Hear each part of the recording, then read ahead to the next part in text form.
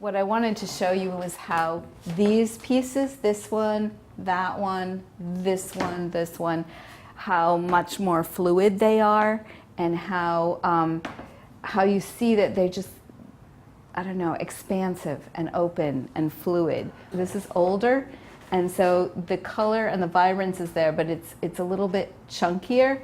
And then as she started to push the technique, things are getting more and more loose and fluid. And this is her newest work, and I think very exciting direction for her.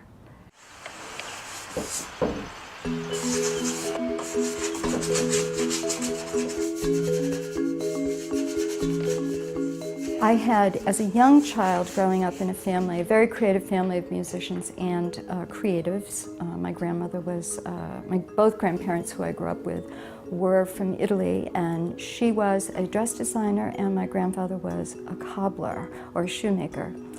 And so the encouragement of a lot of family members, aunts and uncles, were musicians. So I really wanted to be on stage, but mind you, I was this painfully shy kid who would go off and see a musical with my mother and come home and get on the kitchen table and just let it roll, let it rip. But if anybody, a neighbor, a friend, or God forbid some unknown, I would hide behind my mother's back, literally. My mother, just the wonderful woman that she was, redirected all that creative energy into art. She thought, well, you know, here's some materials, and watercolors came in, and colored pencils and crayons and all the things you give a kid. Pastels, she got me chalk pastels. And I was about 6 or 7, and I really got lost in that world. I was about 9. My mother, after begging her and being a real pain, telling her, I want to learn about color, I want to work with paints. And she had a fear of paints for a child, and that would be normal. So she, unbeknownst to me, started to look around. And she found a school in Provincetown on Cape Cod, where I grew up. And she got me in the summer. And that was what at the time was called, it still is today though, the Cape Cod School of Art. And it was founded years ago by Charles Hawthorne, who is an American Impressionist. And his protege, Henry Henshey, was the person who was in charge of it, the artist who was running and teaching out of it. So I think my mother had to convince him. I didn't think he liked kids. I didn't think he wanted kids. But I was a different kid. So somehow she convinced him. And I started taking lessons.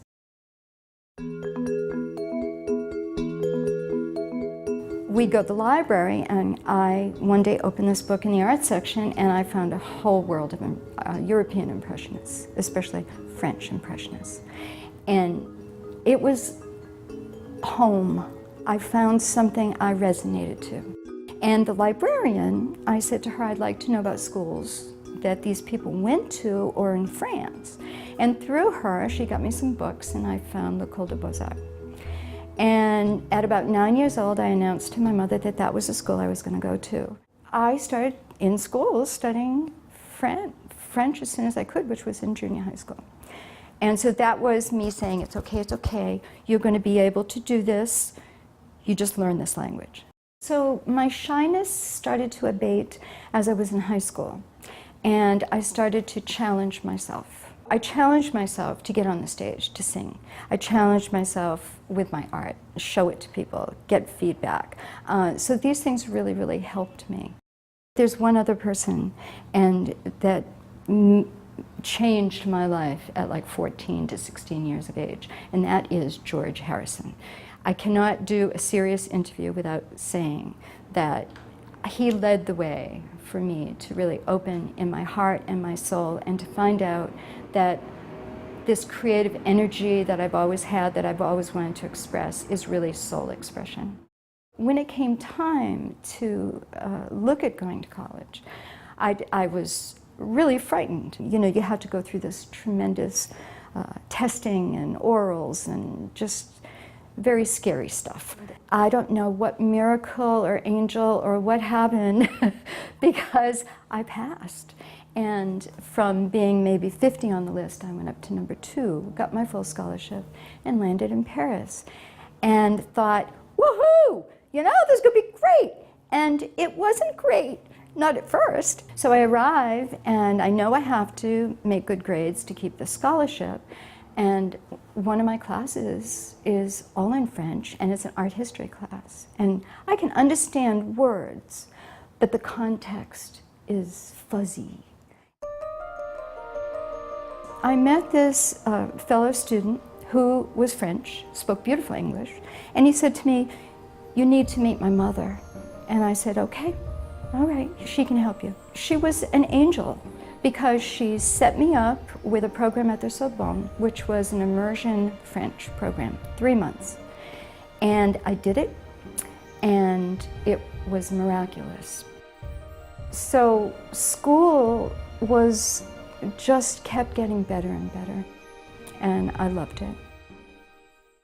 My first teaching experience had been back in the 70s after college when I was doing extensive traveling, and I ended up in Israel, learned enough Hebrew on a kibbutz to be able to work with the youth and do some art with them. And that's where it really hit me. My dad's right. I'm natural. The kids loved me. I loved them. It was just a joyous thing. We were both living on Martha's Vineyard. At the time, actually, Marcia taught piano also. But she also had art students, and she was showing her work in painting. I moved to Santa Fe, New Mexico, and a couple years later we got married in Santa Fe, New Mexico. Marcia and I have kind of decided where to live and where we go by, where she can work, where I can work. We usually compromise, Marcia's probably primary reason for being in the Southwest related to her career with the landscapes there. At one point we moved back. I wanted to live in New York City, and she wanted to live deep in the country. So we compromised in the western part of Massachusetts, where we had some friends. We had been well established in the Pioneer Valley of Western Mass for many, many years. Very active and totally a part of a thriving arts community in Western Mass.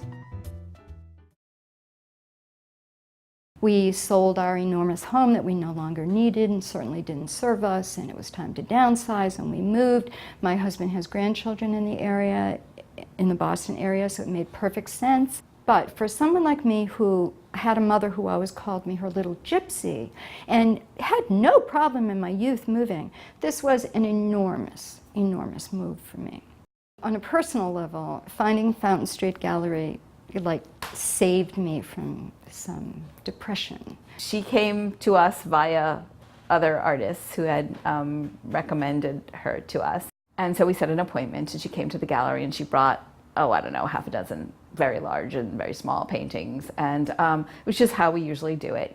We get to see people's work in the gallery. And she walked in, and within 5 minutes, I knew, oh my gosh, she is one of us.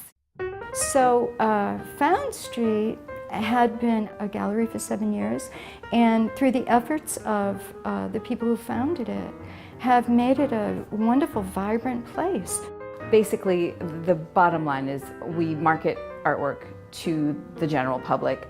Every one of us, has our own Facebook page and all that, and website. But together, we can multiply our efforts. When I first met her, was a meeting of the souls, was immediate. And oftentimes you go through life that way, where you meet people and you say, boy, did I see that person before? There is something that it really connects you. Well, that was the feeling with Marcia. She took over the studio that I was at before on the 4th floor, so I went to see her, and it was immediate. I saw the paintings, and I said, okay, I can understand her, where she comes from. And here I am, starting to feel like I have a home, a community of artists, and they're not just wonderful artists, but they're great people. So I'm starting to feel like, me again, and it's showing in my work a lot. So Impressionism is my palette still today, although the work, I would not give it an ism at this point. I don't like to be contained too much. I'm an oil painter, primarily. One of my favorite people was Kandinsky.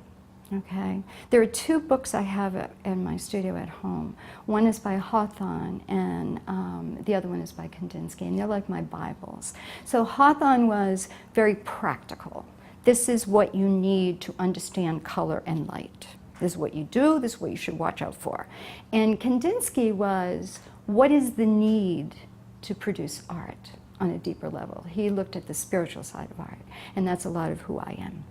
All the colors in the paintings, and its light and its energy, and everything seems to always go up, so it rises, it feels, you know, that. So right away something positive, rather than doesn't bring you down, it just brings you up. Her art is very global, and today we live in a very global society. Her work speaks to everyone. It doesn't matter what your nationality is, your country. It can be enjoyed by anyone, anywhere in the world.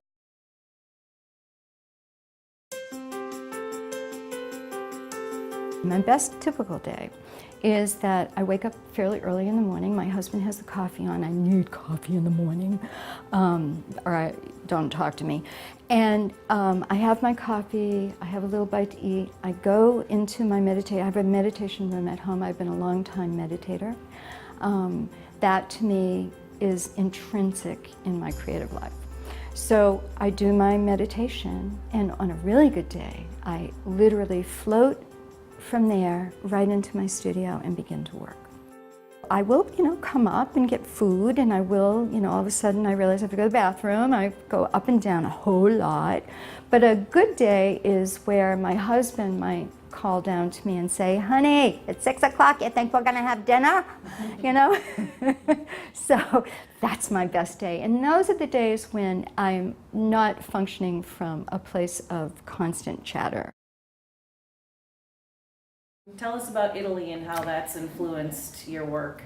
Well, I've had a long-standing kind of dream to go to Italy and have time to paint. And so in choosing where I'll teach my workshops, I started to think, well, wait a minute, I don't want to teach all over New England and go crazy in the summer. I want to cut that down. What do I really want to do? Well, this has been on the back burner in my mind. I want to go to Italy.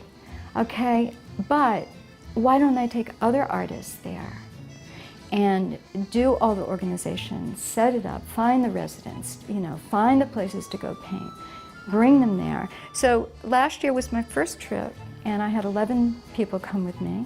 And this year is the second trip. We go in September, and I have 6 coming with me. 11 was a little too much. So this time I would like to paint with a group of artists. So they're all long-time painters who've also wanted to go and paint in different parts of the world. So I love it. Italy is very good, yes.